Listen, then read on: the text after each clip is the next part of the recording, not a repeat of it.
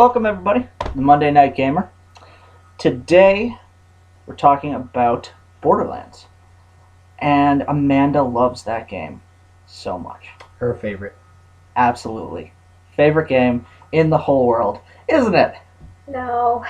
No. No. I was a little defeated. Yeah, it was a little defeated. I thought it was going to be a little bit funnier than it was. Oh, wow. Thanks. Not funny now? Okay. No.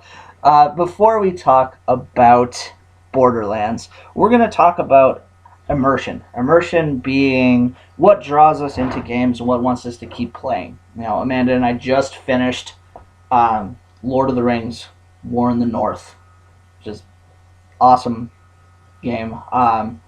It's a new story.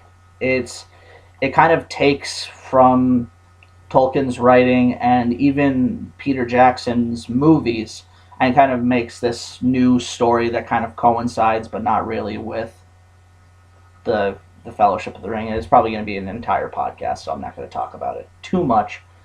But we just beat it last night, and Amanda really, really liked it.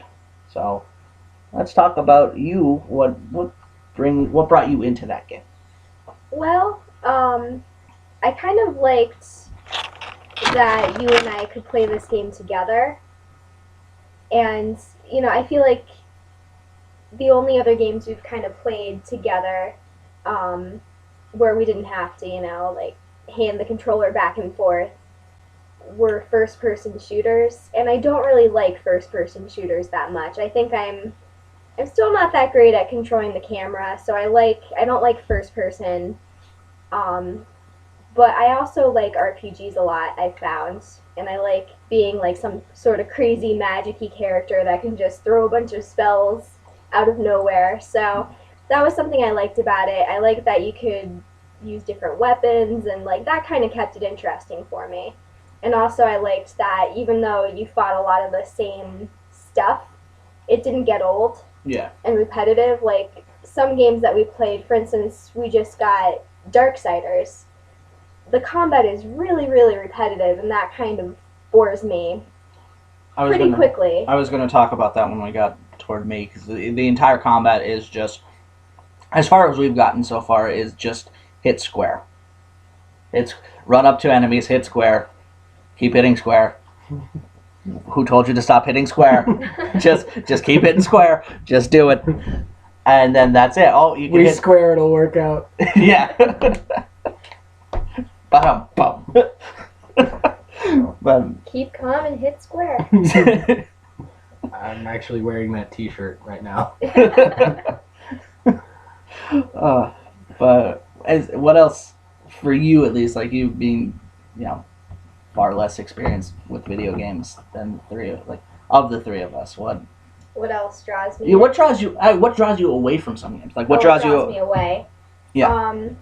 Well, Joe and I were talking about this the other night, and I think me being a writer and a reader all my life, I really hate games that have bad dialogue. Like, I think I forget what it was, but there was a game we started playing, and the dialogue just wasn't believable at all. Like, it just didn't look right. Yeah. Or sound right. So I couldn't do it. It was probably Two Worlds. I couldn't deal with it.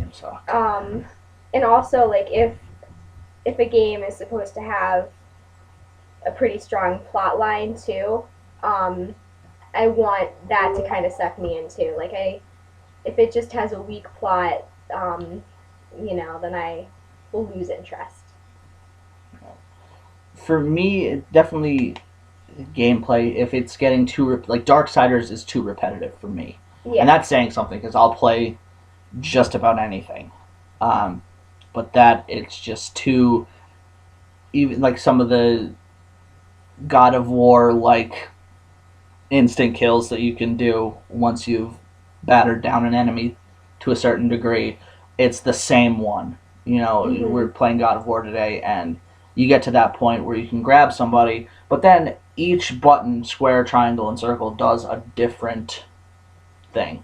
So it's not the same pre-animated move over and over and over again to the point where it's not even cool. It was cool the first time that you see something, You know, mean like throwing an enemy up in the air and slicing them in half? Yeah.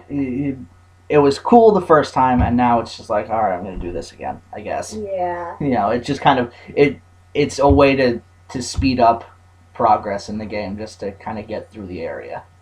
So that's kind of what it does for me. Storyline too. Sometimes it's not as important.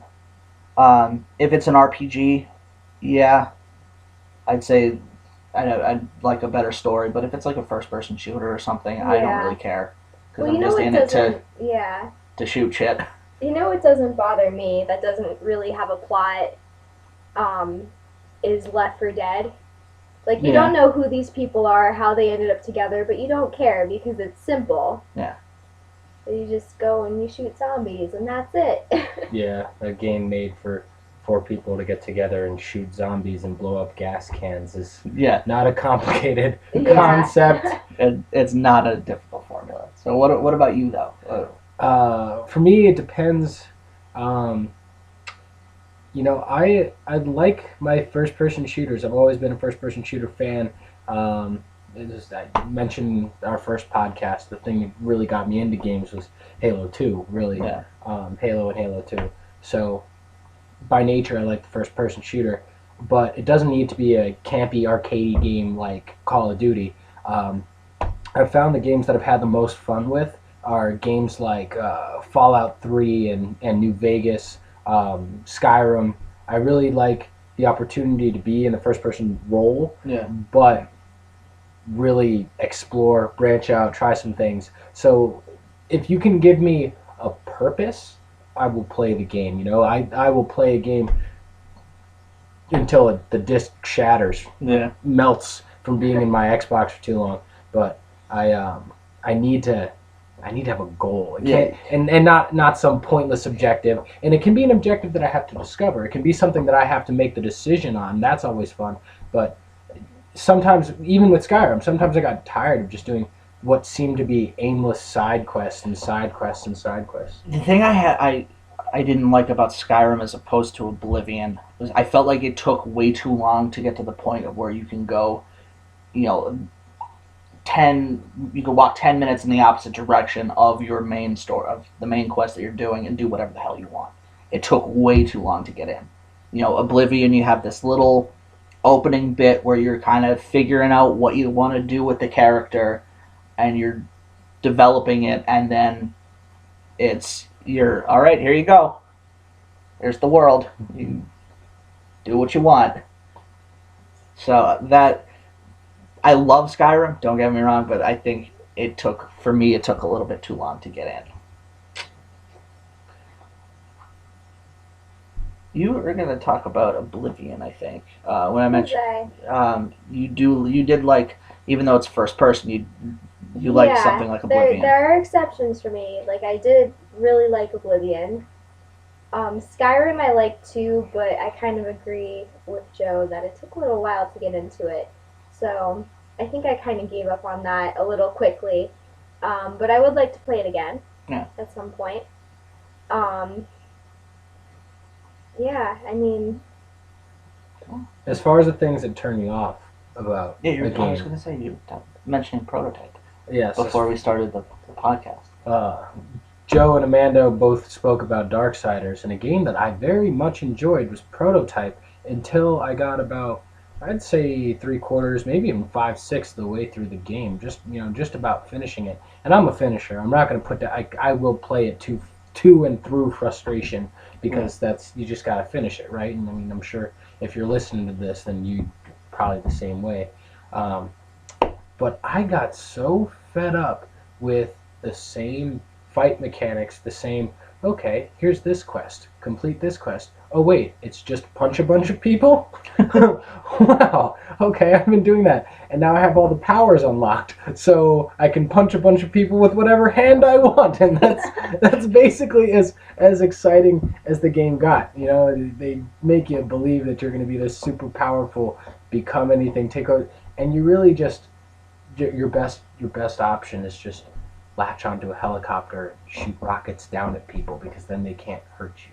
And when you get knocked out of the helicopter, you can just immediately latch onto another helicopter before even hitting the ground. It's just like an endless stream of helicopters. So I just got really bored, really bored, because by the time you're strong enough to win the game, there's no challenge. It's pointless. It's just frustration. I haven't gotten that far in Prototype. I forget how far I am, actually. I'm into it, but it's not very far at all. Like, within the first maybe third of the game, probably less than half of the game at the very least. Well, play it through, see what you think. But by the time that I was strong, I spent my time getting all the quests in between, all the little experience boosters, so that I could level up quickly, level up strong. By the time you get to the quests where you need to be strong, you're just like, so we're gonna do this again? We're gonna get in the bored. Yeah, we're gonna get in the helicopter and shoot the military guys. Cool. Yeah. Okay. Right. Oh, and then blow up the building. Neat. I've never done that before. Oh wait, that's all I've done this entire game. Borderlands. So, playing Borderlands this week. Plot, this is a game, first, before I get into what little plot there is in this game. This is a game that Sean and I have played a lot of. We both together playing for a couple solid hours, and then separately we've played a lot of this game. Amanda, we jokingly said in the beginning of this that she loves this game. She does not. My favorite line that she says is, "That's not a town, that's just a robot and a weirdo." Yep.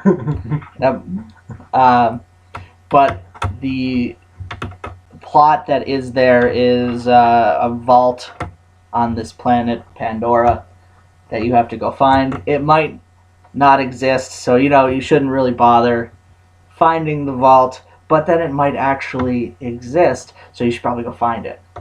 And that's every dialogue with every NPC character in the entire game. Yes, all the NPC characters are absolutely the same. Yeah. Occasionally, one even gets a head animation. They will nod, shake their head, mouth moves a little bit, and they might have a sound clip. 3 repeating sound clips recorded over, but most of them just shake their head at you if they don't have anything for you to do, or a little text bubble pops up and gives you a mission. Those are your options. Yeah. Borderlands 2. I mean, we're gonna go back and forth talking between Borderlands 1 and 2. Sean, we've not played as much of 2. They played up so many different elements in 2 as compared to 1. You know how in Borderlands 1 they do this like Guy Ritchie intro sequence for every villain, pretty much every main boss that you're battling now. Sledge, Nine Toes, I forget the rest of the people, but it's the same thing. It's like he comes out, does something stupid, and then flashes his name and like some little quip, like he doesn't like you, this guy's a dick, or something. They do that for everybody in Borderlands 2. It's like they just took aspects, they took little quips, and they're like, all right, this was cool, let's do it for everybody that we ever come in contact with. People like this. Yeah. We'll do it again. We'll do it all the time. But the characters, at least in Borderlands 1, I liked a lot better than 2. My favorite character to play as was the sniper. I think you liked that character too. Was there any other?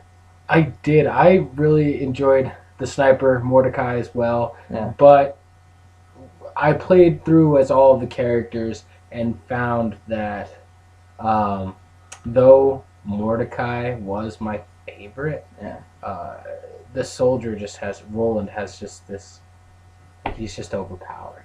And it was fun to play through as him because you could mow people down without a challenge. By the time you were pretty strong, you just frolic into huge fields of Jason Voorhees where sporting, to quote, Quote, zero punctuation, yeah. Yeah. So, you just That- mow down entire junkyards full of Jason Voorhees. Every villain, at least the ones that I came across, because I didn't play this game through all the way, every villain looked like Jason. They look exactly the same. Every single person. That made me upset because I couldn't tell my villains apart. Yeah. And I really wanted to know, like, okay, who is this person? Why am I fighting them? Even What am I the even heads. doing They here? were, Irrelevant. it is all irrelevant. This is Borderlands. Yeah, you just Their gotta heads shoot. explode when you shoot them. That's all you need to know. Exactly. Some of them run at you, some of them run away from you. You know, the one character, the one enemy that I was almost like a novelty were those big guys. Like I think they called them bruisers or something. Yeah. They in Borderlands 2, there's so many bigger characters. I think they're like some of them are called Goliaths and others are nomads, but it's not even like you kill big them. deal, It's no not even a pun big intended. deal when you see like 3 of them. You know, you see 3 bruisers in Borderlands 1 and it's like, all right, fuck, how much ammo do I have? You know, this one it's like, Jesus, there's more of these things to kill now. So I think that was another part that they played up in Borderlands 2. Another thing they played up, I wish they didn't play it up, the motherfucking claptrap. I want to kill that thing so goddamn badly in Borderlands 2. It's so fucking annoying. I'm glad I'm at a part where it's not even relevant. It just stays in the town the first town you find. It's another. That's not a town. It's just a robot and a weirdo, and the weirdo's half robot as it is. But they played his character up. What is And- it like? It's like the town doctor who shouldn't even be practicing medicine. Is that the weirdo? Yeah, that was the Okay. Dr. And the Zan. robot that likes to dance and sing, and then you just get really sick and tired of the robot dancing and singing. Right. Yeah, that pretty much sums it up. Yeah.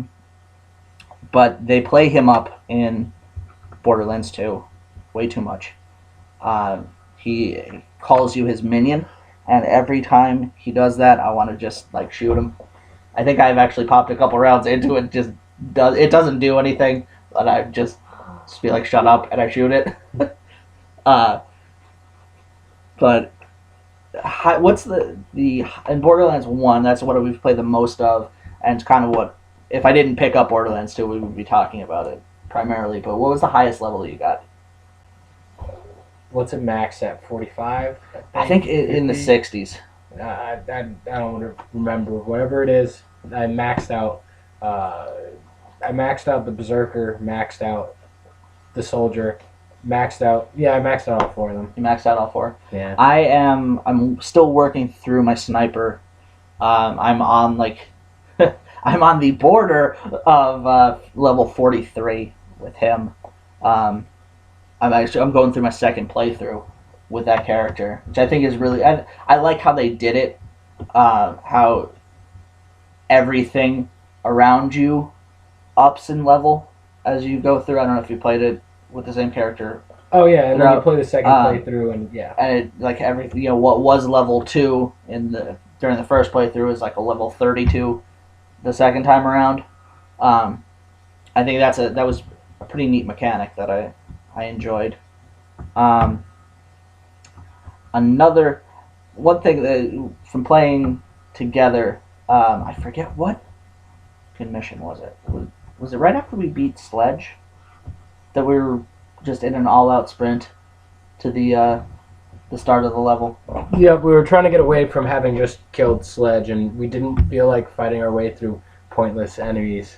That So- respawned from the first time we cleared them out. Right. So we're running. Sean and I are playing together, and the two of us start at an all-out sprint with our characters toward the beginning of this level. We hit a barrier part. It's almost like a big ass gate, and a bandit walks out. Just meanders is pretty much the word. He just kind of strolls out, and instantly I use every character has a specific action skill. I was playing as the sniper this time. His action skill is a hawk that he uses, and that will either bring down an enemy's health for you, or in this case, it got me an insta kill, which was really really cool because I tossed it, killed the bandit, and did not even break stride. So we just kept going. It was like one person in front of us. Yeah, just trucking. It looked like a block on a run play. It was just like duck, just like boom, done. Yeah. You couldn't see. I was doing physical comedy, guys. Yeah. There's no video for that one. I want to talk a bit more. I've done a lot of talking in this episode. You have. I have. I feel bad. Nah, it's okay. You played a lot of this game. Yeah. Honestly, like what character did I play as? I think I played as like the magic-y girl character. The siren. I think Yeah. so. Lily. Yeah. Yeah, I don't even remember what powers I had. I don't know if we got that far. Did we even get that far? You unlocked that at level 5. Yeah, I didn't get very far in the game. I don't Yeah. even remember what level I was, but yeah. But the one thing that I like about the game, it's kind of a annoying part of it as well, is how quick you level up and how trivial shit becomes very quickly for you. You know, and the only reason you do any other quests is so the fucking claptrap shuts up about them. Yeah, it kind of forces you to be a completionist to a degree. Yeah. You can rush through the game, but you'll continue. You could get to the last section of the game and still have Claptrap reminding you about stuff that you have left to do in the town of Firestone. On the very completing a level 2 quest to collect the stupid crystal from the cave. You don't care. I don't need those. But Claptrap it's urgent. You He's- better find the sniper rifle, or else. You better find the sniper rifle that does about 100 less damage than the one that you found already. 100. By the time you get done. Yeah. So that. Should we go into our favorite and least favorite aspects? That's of the where game? I'm kind of going. I started Okay. that with the. Mine was the leveling. How quick I like how quickly you level up, and you level up stupidly fast in Borderlands 2. Even more so than in Borderlands 1. I'm maybe an hour of total game time, and I'm almost at level 10, maybe less. I don't know. But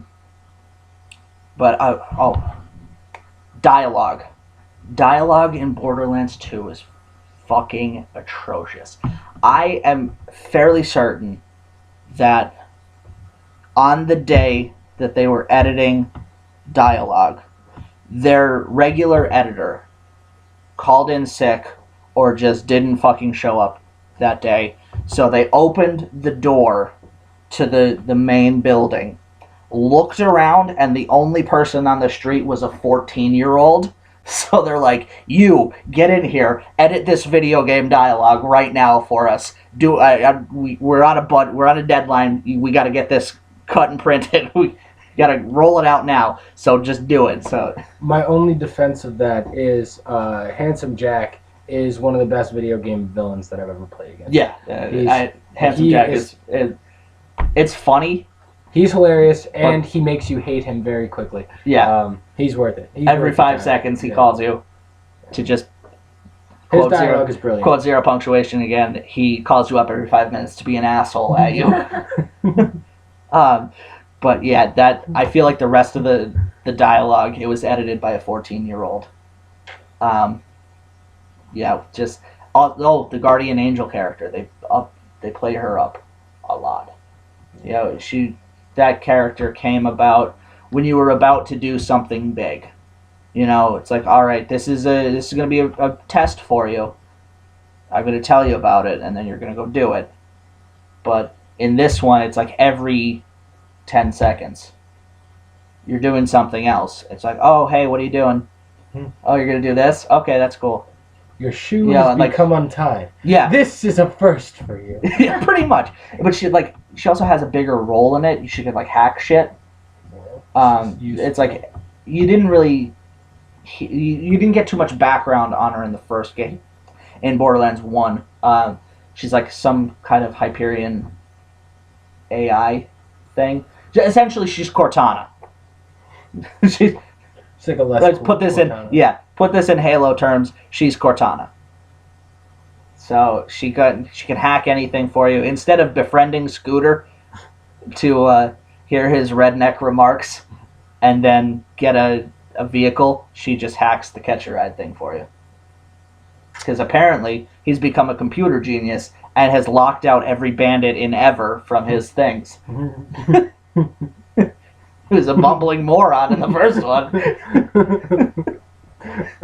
Now he's a tech savvy. Yeah, he's some sort of tech savvy thing. He spent some time in San Jose. Yeah, they also the one town has every character that you ran into throughout the course of the game. So you run into Roland. So far, I'm on a quest now to find Roland. Scooter is in the town. That crazy Earl guy runs the black market, apparently. Tannis is some sort of crazy DJ. Does like the Borderlands radio. She's a rebel. She is. She's a rebel. But it's just I want to keep playing it, but at the same time, I'm like I get a headache from how stupid some of it is. Yeah. I think that was kind of the point, though. Yeah. Borderlands 1 was fun because it was stupid. Yeah. And then they tried to make it stupider and funner, which isn't even a word. So that's kind of... They did some stuff effectively, other stuff not so effectively. I kind of like... Which is always the case with the sequel. I like how some of the guns behave in Borderlands 2. Especially... Except for the shotgun that you find early on that has 3 shots. But on the first shot, it fires 2 of them. And then you have 1 more shell. Like, just... It was like, oh, we liked how Sledge's shotgun worked in the first one with firing 2 rapid-fire shells. Let's do that, except it's 2 in 1 shot. Like, just make it... Yeah, just make it either a 2-shot gun or 3 individual shots. You know, I wouldn't care if it was 3 individual shots, but I'm like, I'm continually, like, I'll fire once. I'm like, all right, I have 2 more rounds to go. Fire again, and I'm reloading. I'm like, what the? Like, oh wait, it's a 3, and it does the yeah. Yes, 1-2 punch. Yeah, or the gun that when you reload, you throw it away, and then pull another one out of your crotch. Apparently, and it explodes like it blows up like a grenade, and then you pull another one out of the ether. I thought that was an interesting mechanic. It is kind of annoying, though. It's an interesting mechanic, but it's so just it's odd. You know, you can't play Borderlands 1 and then immediately go into Borderlands 2 thinking it's the same game. Yeah, you know, it won't be. Not at all. But I think that's going to do it.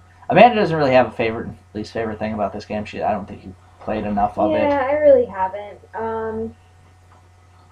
All I can say is, I mean, maybe I should give it a second chance, but it just really wasn't my thing, and that's okay. Yeah. I mean, everybody has games that they like and they dislike, so. Yeah, you're not a big first-person shooter kind of person. Yeah. So. Yeah. Is there anything else you want to add, Sean? Yes. Yeah. So. You talk. I've done enough. This game does a couple very great things. The original Borderlands does a couple of really great things. It constantly is changing weapons for you, and you constantly have the opportunity to get different, cooler, better, more awesome combinations of weapons, which is very, very entertaining, so that there's always a little bit of room for improvement there. You never have the best gun, because that doesn't exist. If you're playing it online, kids will hack guns and make all kinds of cool, crazy. But if you're just playing straight single player, multiplayer, offline, you could find some really interesting stuff. You could buy some interesting stuff, and you'd be surprised what guns end up being the most effective. That garbage gun that you had just turns out to be the right weapon against those guys. So that is a really fun thing about the game. And also, my best memory with this game was when my roommate and I sat down to play. We picked at it a little bit, and we'd probably gotten about a quarter of the way through the game. And then one Saturday afternoon, actually Saturday morning, my roommate said to me, "Do you want to play Borderlands?" I said, "Yes." We played the game from 10 a.m. until 7 p.m. Wow. non-stop. We beat the game from about a quarter way through. We had just left Firestone, and we played the game straight through to finish that day. That's We were awesome. like, we played the game literally from light till dark, and we're really confused. No meals, just bathroom breaks. Just so it has some staying power, and it makes you want to play. So, if nothing else, it's got that. Well, I think that's going to do it for this episode. Follow us. If you want to follow us and see what we're playing, check us out on Twitter, at Monday Night Gamer. Our videos are up on YouTube. Well, they're video podcasts. Subscribe to our channel on YouTube. Again, Monday Night Gamer. And we'll see you next time. Cheers.